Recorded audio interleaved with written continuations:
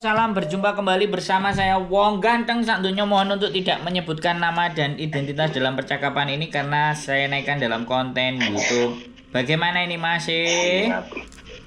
Ya, mau nanya Bang, kalau untuk kerja di Hong Kong itu untuk pemula artinya yang nol itu ada persyaratan khusus nggak? Artinya untuk yang bertatoan di tangan itu bisa masuk nggak? Cowok apa cewek ini? Cowok. Wah, Usia masih 25 lah. kalau cowok ini susah mas untuk dapat majikan. Dari 100 mungkin aja cuman 2 apa 3. Itu pun saya belum dapat. Jadi kalau pekerjaan ya mas, sekali lagi kalau pekerjaan itu selama jadi ada majikan itu semuanya nggak ada masalah. Iya. Selama ada majikan. Jadi umur berapapun kalau majikannya mau nggak ada masalah mas. Oh gitu.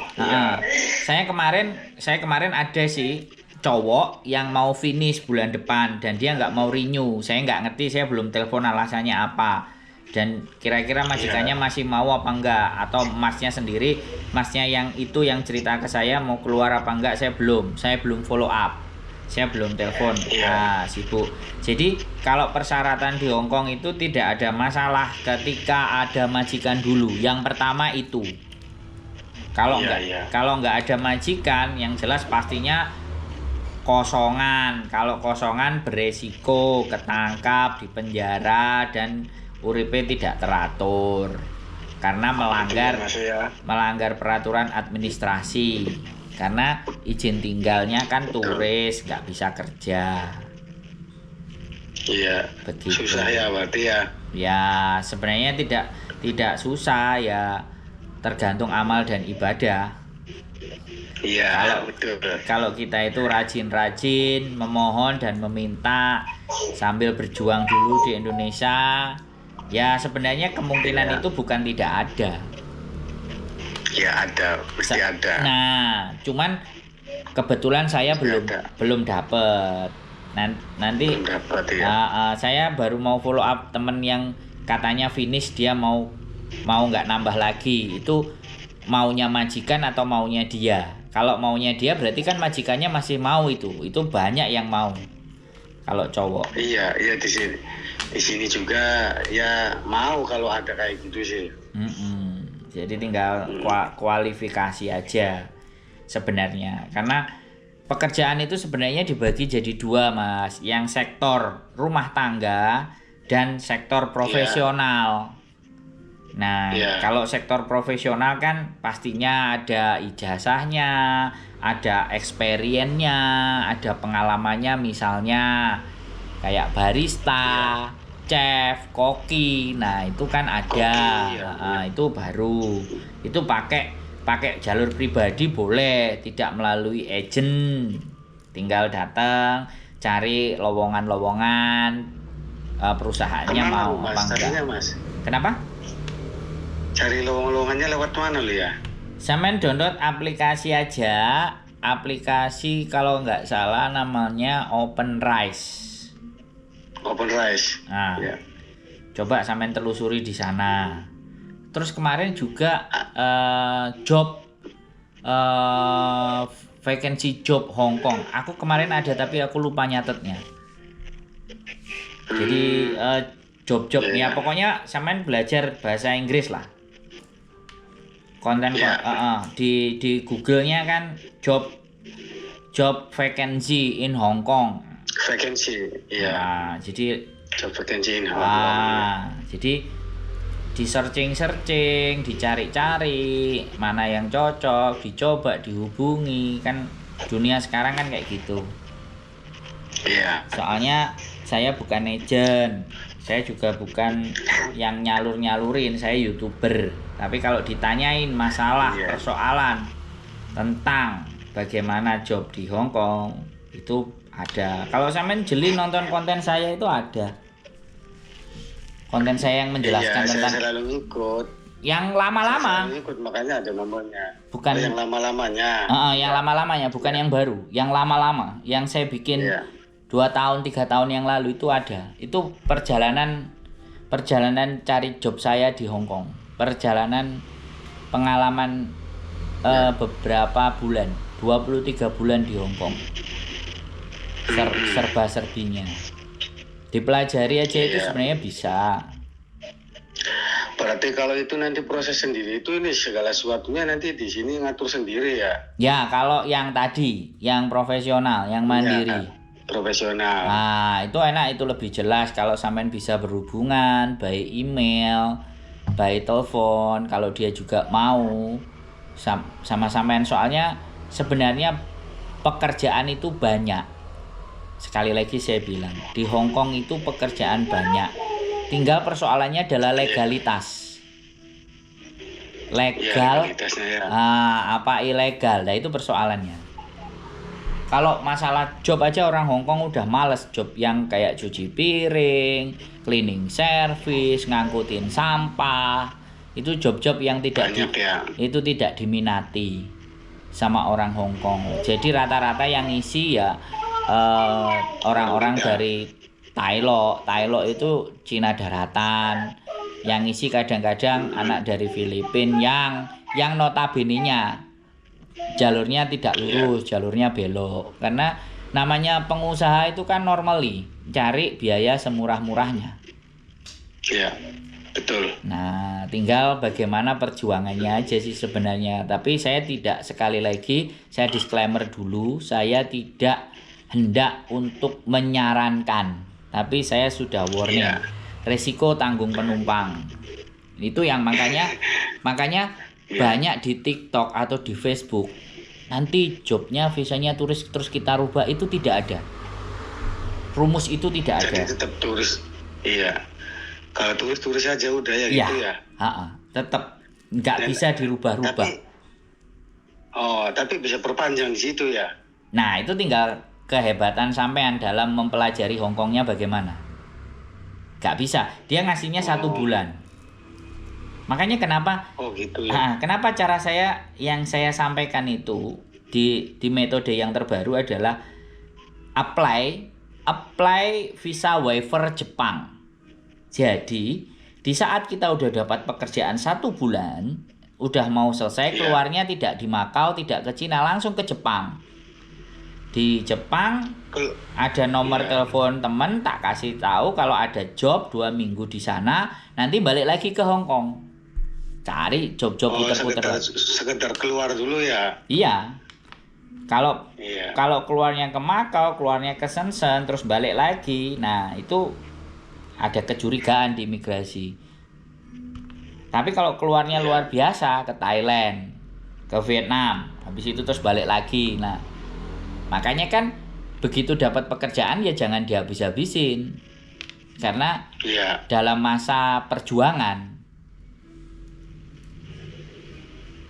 Nah, anak-anak kadang-kadang kalau tak kasih tahu kayak gitu, alah ribet-ribet, ya udahlah, kosong aja, ya udahlah, paper aja lah. Kayak gitu kan jatuhnya apa? Jatuhnya kayak saya mendorong dan mendukung orang-orang untuk ngelakuin itu, padahal saya disclaimer loh, saya nggak begitu.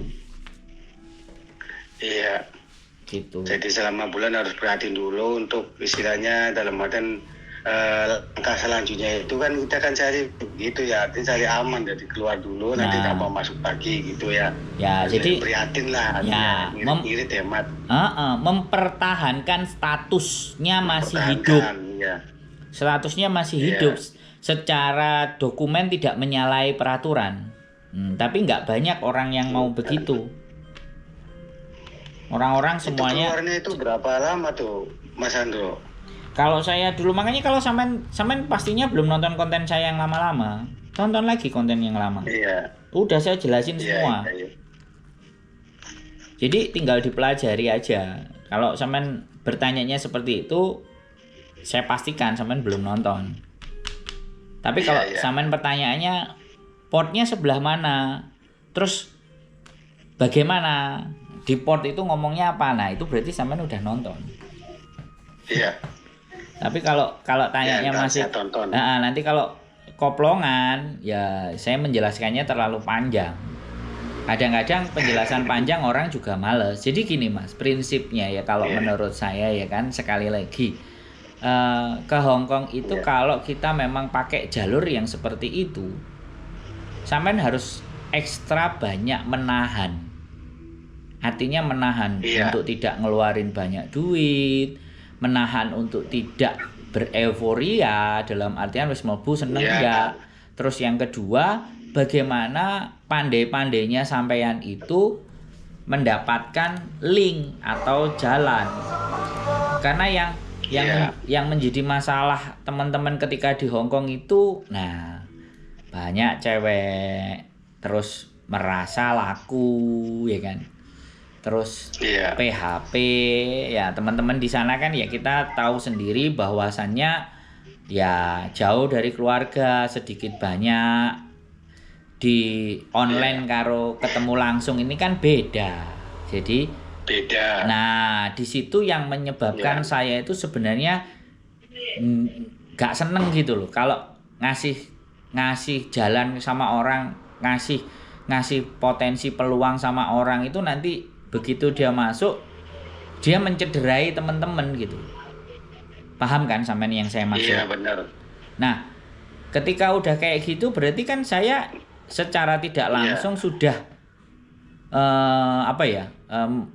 memberikan dukungan untuk para laki-laki masuk ke Hong Kong untuk menyakiti teman-teman yang lain gitu. Walaupun itu sebenarnya nah, secara tidak langsung walaupun sebenarnya itu tergantung dari manusianya, tapi ya tidak dipungkiri di Hong Kong itu negeri 1000 bidadari gitu. Ya, saya kadang-kadang takut kekhawatirannya untuk menjelaskan karena ada beberapa kemarin yang sudah masuk 2 dari beberapa manusia yang telepon itu 2 dan alhasil yang satu udah memutusin untuk bolong. Tapi ya sudah, itu hidupnya dia modal datang itu bawa duit 16 juta tapi dalam durasi 2-3 bulan katanya modalnya udah balik. Oh gitu ya. Jadi ada juga, tapi ya aku wanti-wanti kembali lagi loh ya, aku bilang bahwa sampean datangnya ke sini, nah kebetulan istrinya sebenarnya juga sudah duluan. Iya. Tapi menurutku malah duluan yang suaminya, istrinya baru berangkat. Terus katanya begitu sih. Tapi ya sekali lagi Hong Kong nggak kayak Indonesia gitu loh. Iya.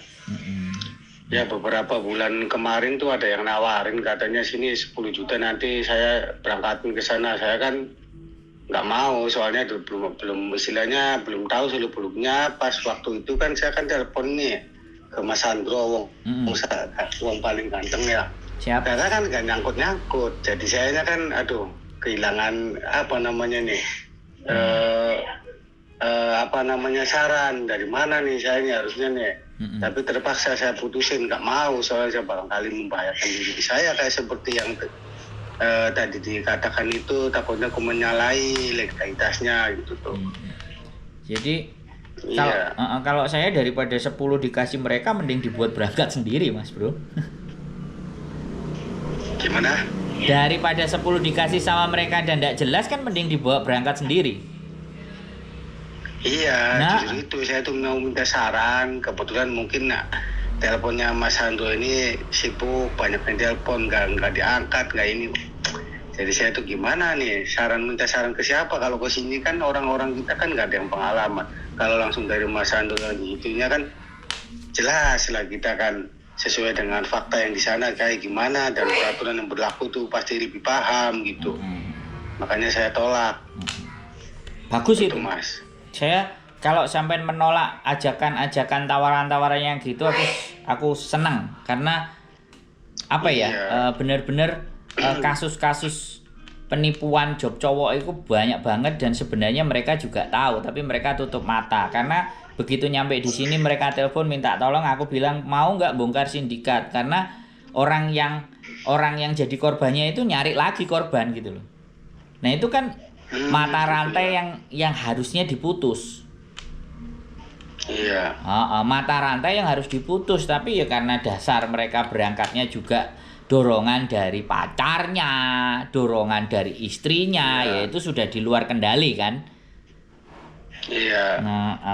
Jadi sekali lagi kan kemarin sempat ada yang juga dari kalau nggak salah si Ponorogo katanya ya kan dia barengan 4 orang sampai 5 orang, mumpung ada slot gini gini gini, terus mas aku udah masuk sekian separuh, ya udah terus aku nyari info ketemu, ya wis kalau sampean mau mbok bablasno ya siap-siap kelangan duit gitu loh, tapi nek mbok hentikan terus cari tahu cara-cara yang lain ya monggo, aku bilang. Iya. Jadi seperti itu sih Iya, sebenarnya. Iya, terima kasih banyak Mas Andro atas segala petunjuk dan pengarahannya. Nanti saya tontonlah di YouTube yang beberapa tahun yang lalunya biar saya lebih Ya, sampean lihat itu semuanya. Jadi dari situ. ketika ada gambaran, Ya. pokoknya cari aja yang cowok kerja di Hong Kong, intinya yang bagian itulah. Nanti keluar rekomendasinya. Nanti sampean pelajari. Nanti kalau udah ready, yang penting kan menurut saya itu memang memahami, ya kan? Memahami. Kalau kita nonton dan kita paham enak. Tapi kalau nggak memahami, itu kan akhirnya nanti dampaknya anggapan kepada sayanya bahaya. Karena kemarin juga saya pernah cerita, ketika saya ngomong kayak gini, begitu dia menyerahkan diri, terus nggak tahu di satu lembaga, terus katanya di geng-gengnya anak nongkrong, itu ngomong, aku termotivasi nonton kontennya makanya aku berangkat. Nah kebetulan gengnya yang ngomong itu lapor ke saya. Iya. Ada beberapa asumsi saya jadi konten menyesatkan itu kan diomongin ke belakang kayak gitu kan nggak enak, padahal menurut Nggak saya enak, iya. menurut saya menceritakan hidup saya. Iya, sebagai pembelajaran kita Ya. yang belum pernah Nah, gitu. kalau kita bisa dan mereka tidak bisa, itu kan bukan salah di pengalaman hidup saya, benar nggak? Benar. Soalnya saya Benar. buktikan dan saya bisa. Ketika mereka nggak membuktikan, mereka nggak bisa. Dan asumsi orang nggak mau pikir mendalam dari di situ. Iya, benar Mas. Kesalahannya bukan di kontennya, tapi di cara memahaminya. Iya. Nah, kan Asumsinya lain. lah. Jadi saya sebenarnya ingin mendisklaimer, makanya menyampaikan seperti itu. Dan seneng kalau kayak sampean gini ngajak diskusi, ngajak ngobrol lah. Loh saya seneng. Betul. Daripada nanti terus delok-delok budal terus aku digawe salah-salahan, ya sebenarnya itu hak dia sih. Dia ngomong kayak gitu itu kan hak dia. Malah justru kita manusia kan punya cara dan pemikiran yang beda-beda ya. Nah, justru sharing lah ini. justru Dimana situ tidak sesuai ya jangan pakai kan. Yang penting kan saya tetap eksis. Saya tetap mengudara. Iya, betul. Saya juga bisa ditemui. Kalau orang yang ngomong itu kan enggak tahu. Iya. Ya semoga aja setiap kali saya kontak ada kesempatan untuk bisa mengangkat kayak sekarang ini nih. Ya namanya juga kan kayak di Mas Andronya kan mungkin sibuk juga. Ya sebenarnya telepon satu orang dan telepon orang. Saya sebenarnya ngajak diskusi seperti ini tuh seneng gitu dan tidak ada masalah. Tapi kan kadang-kadang lagi ada keperluan ketemu di imigrasi, lagi ngeterin anak untuk antar visa, lagi begini dan begitu, jadinya mana prioritas yang saya dahulukan kan sebenarnya. Tapi selama nelpon nggak berhenti-henti 2 kali 3 kali misalnya 5 hari, saya pasti akan nengok loh ini siapa kok butuh banget kelihatannya. Nah saya senang saya senang kalau di teleponnya itu masih dalam perencanaan, belum ditelepon ketika sudah masalah. Karena ketika dalam perencanaan setidaknya kan kita memberikan gambaran. Tapi kalau di teleponnya itu sudah kejadian, kita mau berbuat apa coba? Iya, kalau sudah berubah tuh bingung ya. Masih mending mencegah dulu. Nah, setidaknya kalau sudah kita diajak ngomong, merekanya sudah punya pandangan. Ketika terjadi A, terjadi B, terjadi C, terjadi D, itu dia sudah bisa memahami dengan sendirinya harus ngapain. Tapi kalau tapi kalau belum berdiskusi, mati langkah. Seharusnya masih punya alternatif A, B, C, D, alternatifnya mau nggak mau ya cuman satu. Lah kayak gitu itu loh. Iya. Iya. Ya, saya Betul, Mas.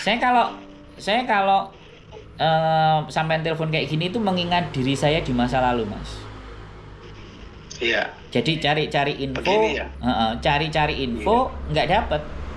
Tapi akhirnya saya datang ke Hong Kong itu kan belajarnya 6 bulan, Mas. Itu sendiri, Mas? Sendiri, itu ya. Berangkat sendiri ya? Iya, jadi turis. Jadi Masya Allah. saya cuma dikasih kontak teman saya ada satu kebetulan di Hong Kong laki-laki, tapi ya saya tidak berharap saya mencoba saya mencoba bertanya tentang situasi dan keadaan saja. Jadi bukan meminta, tapi bertanya tentang situasi dan keadaan. Karena dari situasi dan keadaan kan kita bisa belajar. Jadi nggak ngalem Belajar, gitu. ya. Jadi belajar, ke sini ke situ. Nah, kebetulan katanya port yang di Shenzhen itu bulan September sudah mulai dibuka. Nah, makanya satu kali bocoran aja kalau sampean mau sekalian apply visa Cina. Jadi gitu ya. Jadi extendnya itu bisa ke Shenzhen pakai visa Cina dari Indonesia. Itu enak. Jadi sampean sudah nggak bingung sama visa. Visa Cina ada yang 3 bulan, ada yang 6 bulan, atau mungkin ada yang 1 tahun di kedutaan Jadi Cina. Visa Cina nanti bisa ke Hong Kong itu? Ya bisa. Enggak gini loh. Sampai di Hong Kong ada pekerjaan ya kan? Ya. Iya. Misalnya dapat nih. Oke, taruhlah cuci piring. Kan otomatis sampean harus renew visa, sampean harus keluar dong Jutking untuk mempertahankan status sampean supaya tidak overstay kan. Sampean harus Jutking. Iya, untuk nyambung lah. Nah, ketika Jutkingnya itu dari Hong Kong ke Cina, iya kan, nggak ke Makau, ya ke Makau kan bebas visa, ke Cina boleh sampean. Iya. 2-3 hari terus nanti masuk lagi. Nah, malah kalau sudah punya visa Cina malah enak. Punya visa Cina, punya visa Cina, punya visa Jepang lebih enak pula. Jadi keluarnya Cina, keluarnya Jepang. Orang ini apa sih kan gitu tuh. Iya. Bikin alasannya kan enak. Nah, ini sudah saya bongkar sedikit ya. Selanjutnya sampean lanjutkan sendiri, sampean pelajari lagi. Siap. Nanti ngobrol-ngobrol lagi, kontak-kontak lagi. Iya, siap. Oke? Iya, siap. Aku kayak gitu, Mas. Terima kasih banyak, Mas. Kalau dipancing-pancing keluar semua nanti. Oke? Gitu aja. Oke. Ya. Sehat selalu, Mas. Sehat selalu. Mantap sebangun. Oke, assalamualaikum. Assalamualaikum. Salam. Begitulah teman-teman ya. Oke, apapun ya. Namanya orang bertanya, memberikan informasi, itu akan kita berikan semampu saya. Tapi ketika asumsi, pendapat, dan penilaian orang itu tidak bisa, sekali lagi kita atur atau kita arahkan sesuai dengan kita. Apapun ceritanya, melakukan sesuatu yang bermanfaat buat orang banyak, kalau ataupun itu disalahgunakan, itu sudah tidak jadi bagian dari kita. Saya hanya bercerita pengalaman saya hanya bercerita kehidupan saya. Selanjutnya silahkan dikomentari bebas. Keep stay tune my YouTube channel and see you next video. Bye bye.